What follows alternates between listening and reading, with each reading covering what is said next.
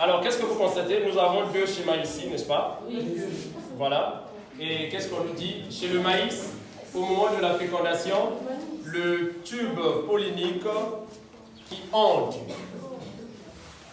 dans le pistil renferme 3 noyaux, A, B et C. Ok? Alors, on vous dit d'une part et d'autre part. Le sac embryonnaire renferme 8 noyaux. Et les 8 noyaux sont numérotés de 1 à 8. C'est dans le document 1. On vous dit, sachant que A est le noyau végétatif et 7, 8, les synergies, lesquelles des combinaisons suivantes? On a donné les combinaisons, vous avez ABC, 4, 5C, A6, ainsi de suite, donneront l'œuf embryon. Donc 1A. Quelle combinaison nous donneront l'œuf embryon? Or, nous savons que, suivez ici, suivez. On avait dit, dans le sac embryonnaire, n'est-ce pas? Voilà les deux noyaux centraux, vous avez donc. Alors, ici, il y a quoi? Il y a le premier entérozoïde et le deuxième entérozoïde. Là, ça forme quoi? Là, ça forme l'œuf principal, n'est-ce pas? Ça, nous avons quoi? Le premier entérozoïde.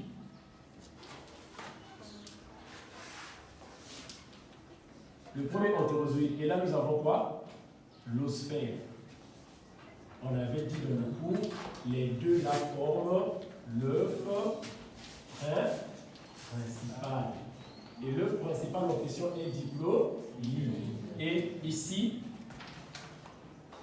deuxième entérozoïde et les deux noyaux centraux forment l'œuf secondaire ou accessoire ou encore l'œuf allumé. Et c'est à 3 Z. Donc nous ici, on nous demande quelle est la combinaison par rapport à ce que nous avons ici qui nous donneront l'œuf embryon. L'œuf principal ici, c'est ce que nous appelons par l'œuf embryon. Et l'œuf accessoire, c'est ce que nous appelons par l'œuf allumé. Donc nous, c'est ça. Or, pour avoir l'œuf là, on a besoin de quoi? Du premier entérozoïde et de l'osphère. Maintenant, regardons la combinaison que nous avons ici. Ici, l'osphère, c'est le numéro 6. On est d'accord? L'osphère, c'est le numéro 6. Mais le premier entérozoïde, regardez ici.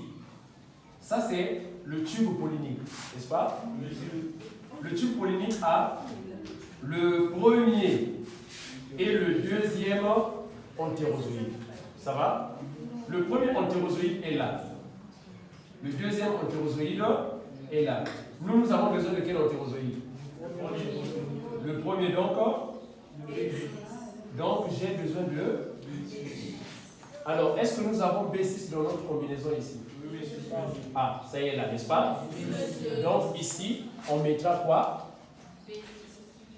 B6.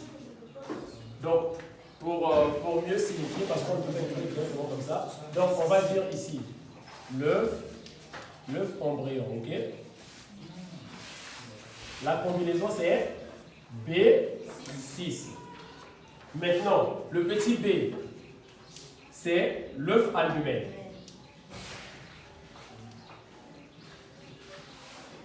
Alors, l'œuf allumé, ici, on a besoin de quoi? On a besoin de C. On a besoin d'abord, on va d'abord commencer par là. Ici, on a besoin de quoi? Du deuxième entérozoïde et les deux noyaux centraux. Alors, quand on regarde ici, les deux noyaux centraux, c'est le numéro 5 et 4. Donc, je mets 4, 5. OK? Maintenant, il me manque le deuxième entérozoïde qui n'est autre que le C. Donc, je vais compléter le C. Donc, j'ai C, 4, 5. Est-ce que j'en ai ici? Voilà, j'ai 4, 5, C. Voilà. Donc, je vais mettre ça ici. 4, 5, C. Voilà donc ce qu'on nous a demandé ici. C'est bon? Non, monsieur. C'est clair? Oui. Ok, on passe sur petit 2. Petit 2, qu'est-ce qu'on dit? Comparer les deux combinaisons du point de vue chromosomique. comparaison des deux combinaisons.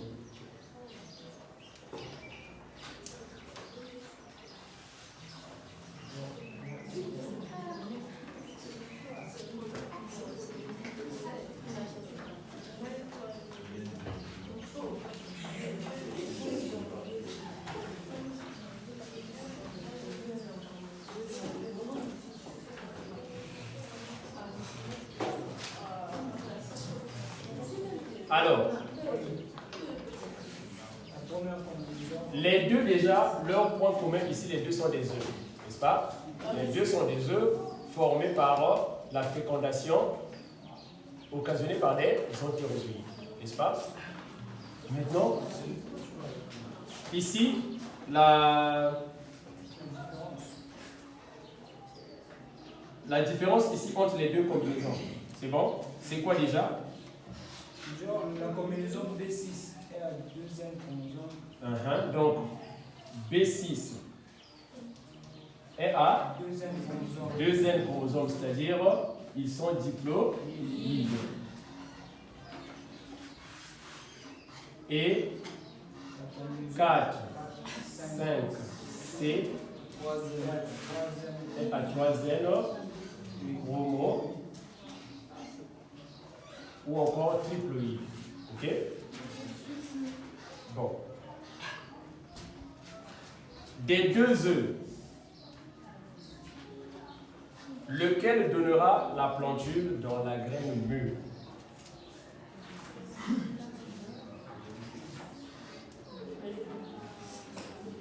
Entre l'œuf embryon et l'œuf albumène, lequel donnera la plantule? C'est quel œuf? Vous hésitez, hein? C'est l'œuf embryon. L'œuf embryon vous donne non seulement, on a parlé de quoi ici?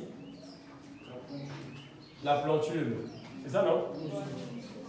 Voilà. Donc, au niveau de la graine ici, la plantule là est formée d'abord des éléments qui permettent la plantule. Il y a gémule qui est là pour les feuilles, radicule pour les racines, la tigelle, voilà. Vous avez donc tigelle pour la tige, radicule pour la racine, gémule pour les feuilles. Et tous ces éléments-là sortent de l'œuf embryon. Donc, c'est l'œuf embryon. Ok? On a dit de faire quoi? De se justifier.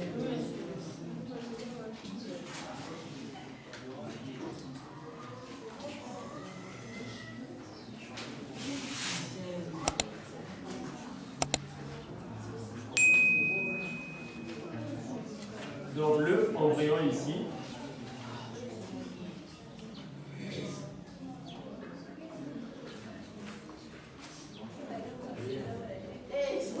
par des mitoses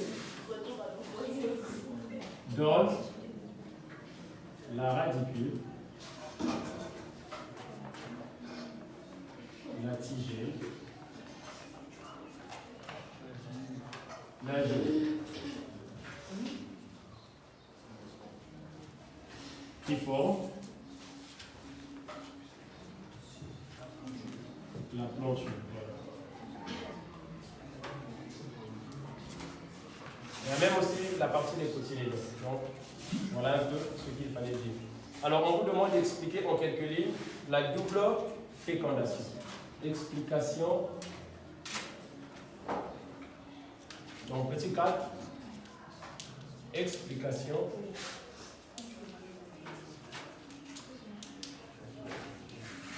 De la double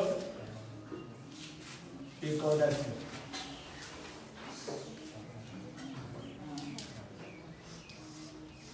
Alors, qui a une idée, qui peut expliquer la double fécondation? Oui, la double fécondation, on en avait parlé déjà. Oui. Qui peut expliquer la double fécondation? Monsieur, la double fécondation, c'est quand? Autofécondation. C'est ça, monsieur. Oh, ouais, c'est moi qui ai tout dit. On ne dit Monsieur, c'est comme machin. Monsieur, c'est comme. Et pourtant, tout à l'heure, je l'ai fait, hein, tout à l'heure, j'ai placé le schéma là, ici, et j'ai montré comment s'effectue la double. C'est quoi le bord là? Le bord Donc, vous avez d'abord, n'oubliez pas que nous avons d'abord quoi? Une pollinisation, n'est-ce pas? Qui transporte et dépose quoi? Le grain de pollen sur le stigmate de la fleur. Le stigmate là, au niveau de là, il y aura germination du grain de pollen qui va donc allonger son tube pollinique. Et après l'allongement du tube pollinique, il y aura quoi? Il y aura donc libération en premier lieu du noyau végétatif qui finira par dégénérer. Et ensuite, il y aura quoi? Le noyau reproducteur qui va subir une mitose pour donner donc deux entérozoïdes. Le premier entérozoïde viendra donc féconder l'œuf principal et l'osphère, et ça va donc former l'œuf principal. Et le deuxième entérozoïde viendra féconder les deux noyaux centraux pour former donc l'œuf à lui-même. Et ça, c'est ce que nous appelons par la double fécondation.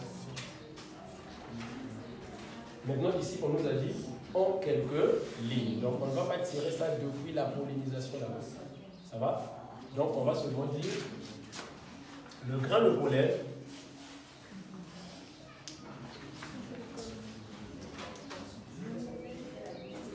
Le grain de pollen, pendant sa germination,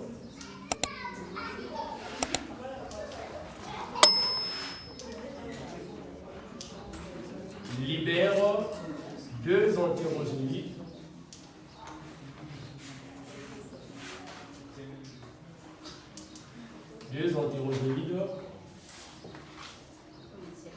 issus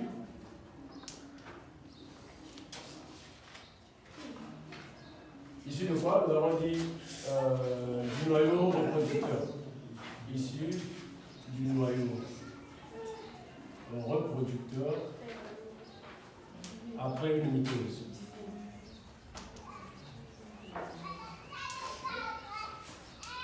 Voilà. Le premier entérozoïde,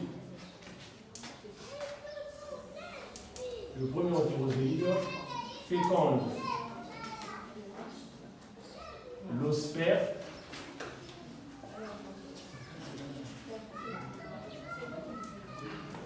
et forme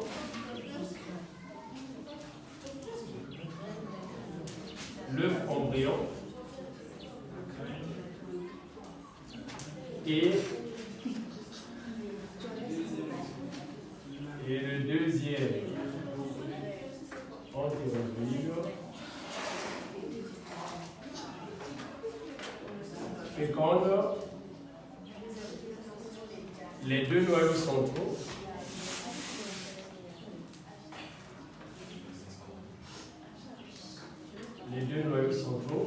c'est bon, et forme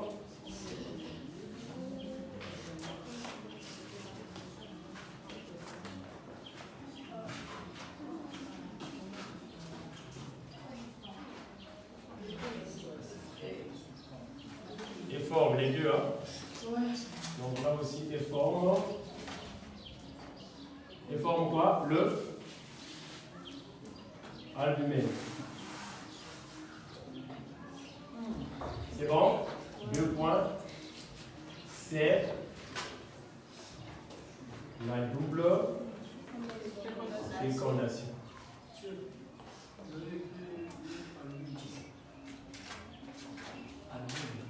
Albumène. Merci. Voilà, l'œuf albumène. Donc ici on dit le grain de pollen pendant sa germination libère deux entérozoïdes issus du noyau reproducteur après une mitose. Le premier entérozoïde féconde l'osphère et forme l'œuf embryon. Et le deuxième entérozoïde féconde les deux noyaux centraux et forme l'œuf albumène. C'est la double fécondation. Si vous voulez, vous pouvez même dire, pendant que vous êtes ici, l'œuf embryon à 2 M, ou encore diploïde, et l'œuf embryon diploïde et l'œuf albumène diploïde. Ça n'engage que vous. Sinon, avec ça déjà, c'est bon. Voilà, on va donc s'arrêter là pour aujourd'hui.